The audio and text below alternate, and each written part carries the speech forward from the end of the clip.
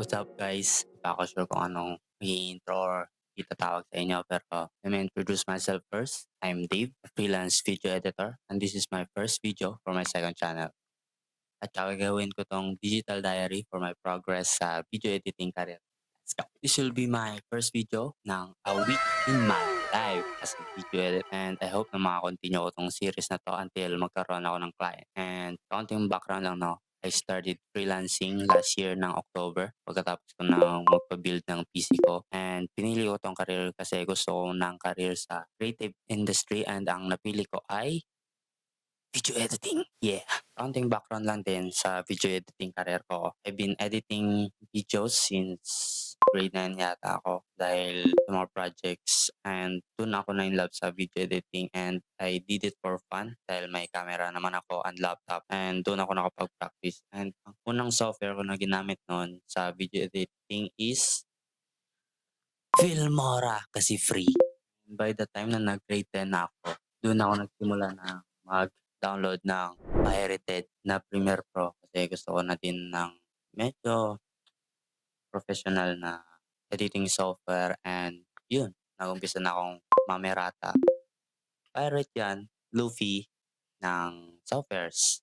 And dun din ako nag-start ng side gig ko nung grade 10 as a photographer, video editor, videographer sa isang agency dito sa amin, which is ang owner naman ay yung ninang ko, and doon ako nakapag-ipon ng yeah boy, yeah boy.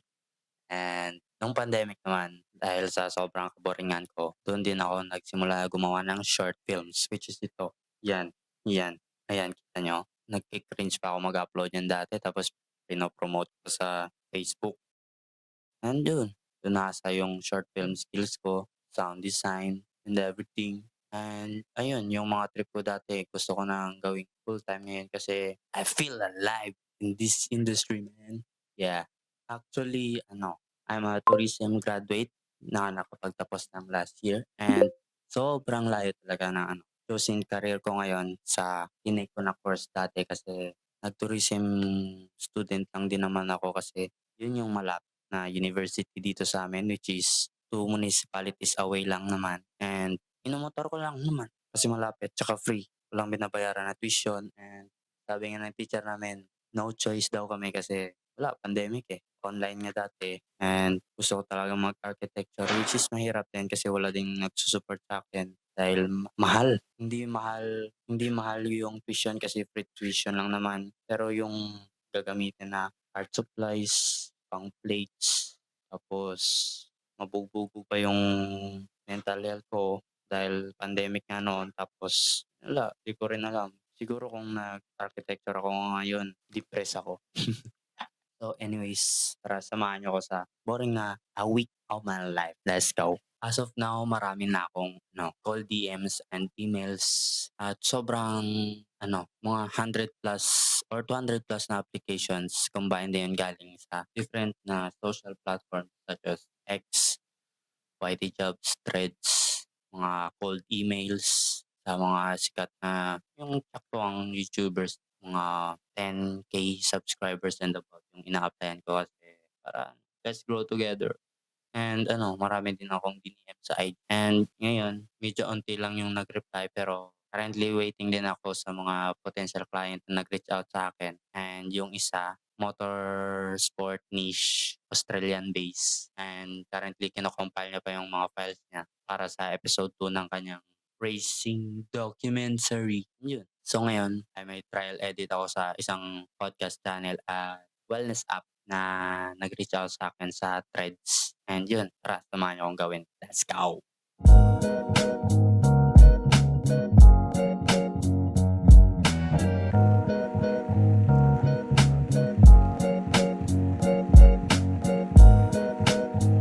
Ayan na yung niya, final form ng trial edit na para sa wellness apps. And yun, export na natin yan para masena. Let's go! Ang bilis. Let's go. Bale dalawa pala yung in-export ko. Isang color tsaka isang black and white para may pagpilian yung client natin. Let's go. Send na natin.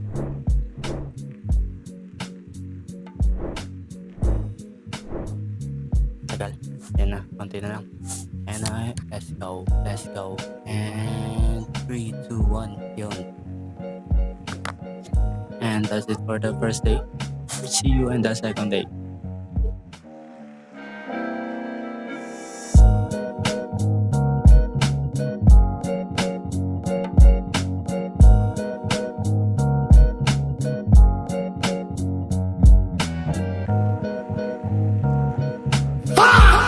What's up guys? Welcome sa day 10.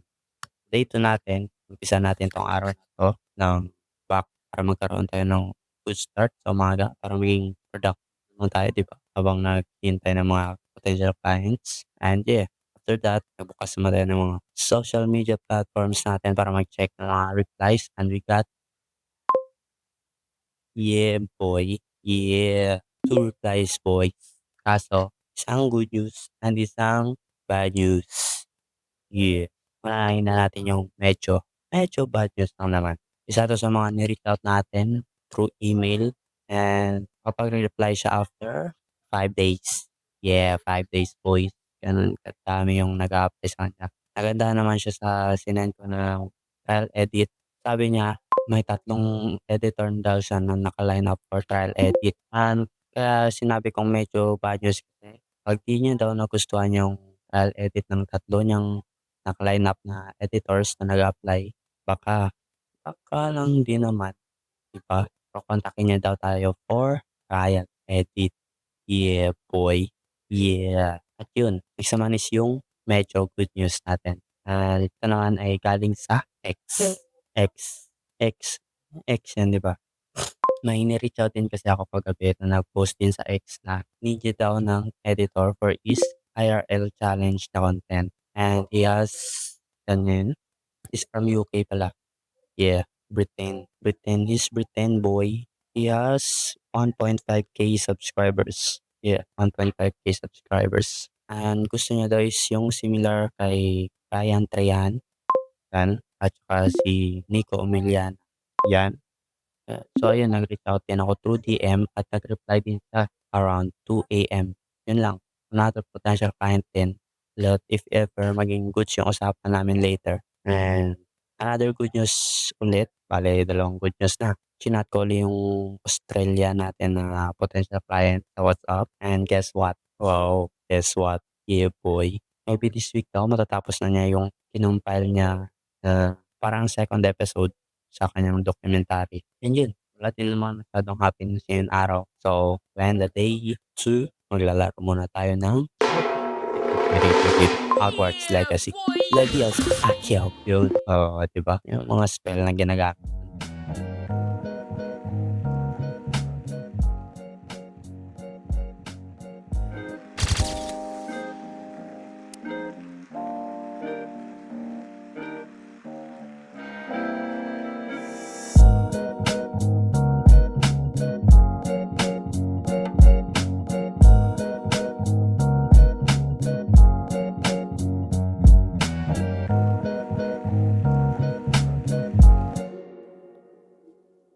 Yo, what's up guys? It's day 3 and as usual, daily routine natin ngayon is mag-check ulit ng emails and other social media platforms para mag-check ng mga replies ng mga all DMs natin last kahapon. Yeah, kahapon. And guess what? We got another email from someone na in-applyan ko last March pa yata. Last March pa yata. Kaso di ko alam if itutuloy ko pa kasi ibang niche naman yon ng editing and medyo nakaka-drain kasi baka talking head content and if ever yun yung contest nila, if ever yun yung niche nila and we'll know na lang later this week if papatuloy ko ba or ano habang naghihintay pa maging ready na yung files ng isang potential client ko. So today, self-study muna tayo ng video kasi may bagong upload yung mga video editors natin na fina-follow sa YouTube and we'll know kung ano mangyayari later this day. So tara, samahan niyo ako mag-aral. Let's go.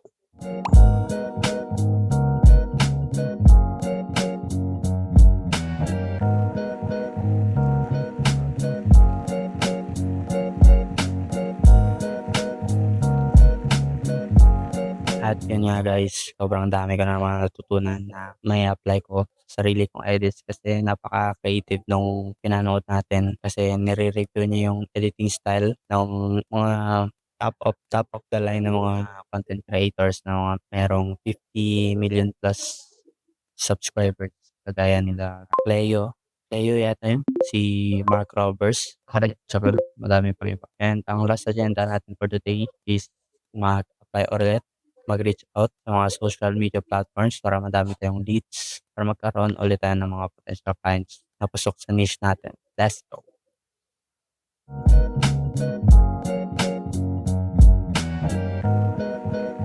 And yeah, natapos na din.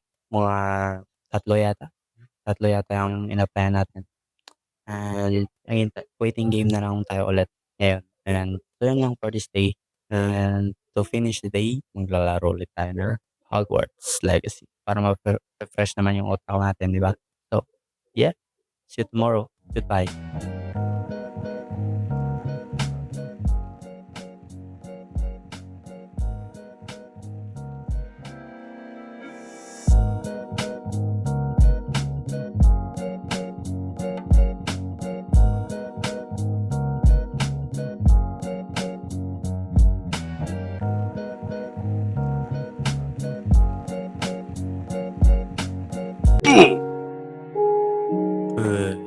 Day 4.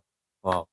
Consistent yung pag-fill natin ngayon Kita niyo naman sa intro ng day 4 natin, nag-calisthenics day muna tayo, start the day. And yung agenda naman natin ngayong araw ay mag-compile ng files ng mga shinote natin mula nung day 1. Let's go.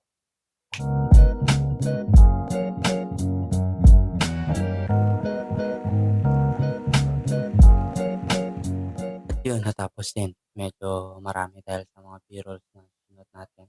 And ngayon ay gagawan ko muna ng rough cut para masimulan ko na yung flow ng series natin. Kaya, surah!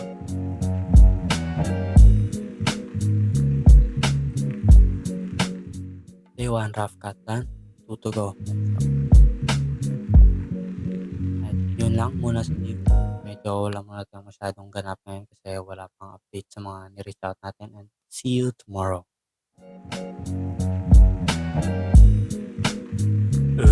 Let's go day 5 pero di ako napag-workout ngayon guys kasi bumalik yung shoulder injury ko dahil sa workout session ko kahapon na-strain yung front delts ko or yung may nararamdaman akong strain sa collarbones. Angat na ang balikat. Yan. Angat na ang balikat. Pero update lang, quick update last night kasi nag-chat na yung potential client ko and possible na makapag-start na ako ngayon or bukas for trial edit. And yeah, let's see. Pero bakit naman weekends par? Weekends par? Movie marathon time ko yun par. Pero okay lang. Pero okay lang naman kasi wala naman ako masyadong ganap this weekend except running. Running. Kasi baka mag-schedule ako ng half marathon or 10 km bukas. LSD ba? And we'll see. So, ang agenda natin today is mag-edit uli ng day 4 and day 5. And siguro counting clips or compilation na lang para sa day 6 or 7.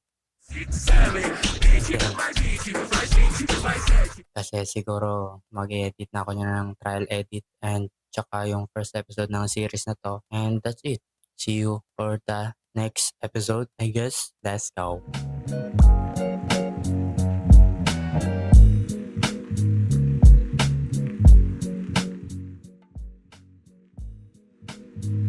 Uy, what's up guys? Day 6 and grabe yung good morning natin. Kasi nag-message na yung potential client natin sa WhatsApp and medyo lang naman overwhelmed tayo kasi ang laki ng file size nung sinendya. Abot yata hanggang 70 or 100 plus sa isang project na yon and medyo madugong editing na naman to. Kaya samahan niyo ako mag-download ng files. Surah!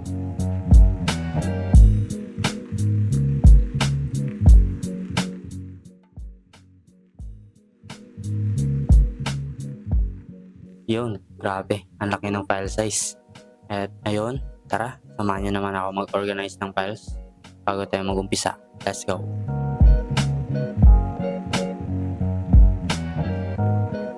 Tapos din siguro matatagalan din ako dito kasi mag-a-adjust pa ako sa editing style and medyo may pagkamahirap din yung documentary style na storytelling. So, tara, samahan niyo ako mag-rough cut muna and let's go. We'll see.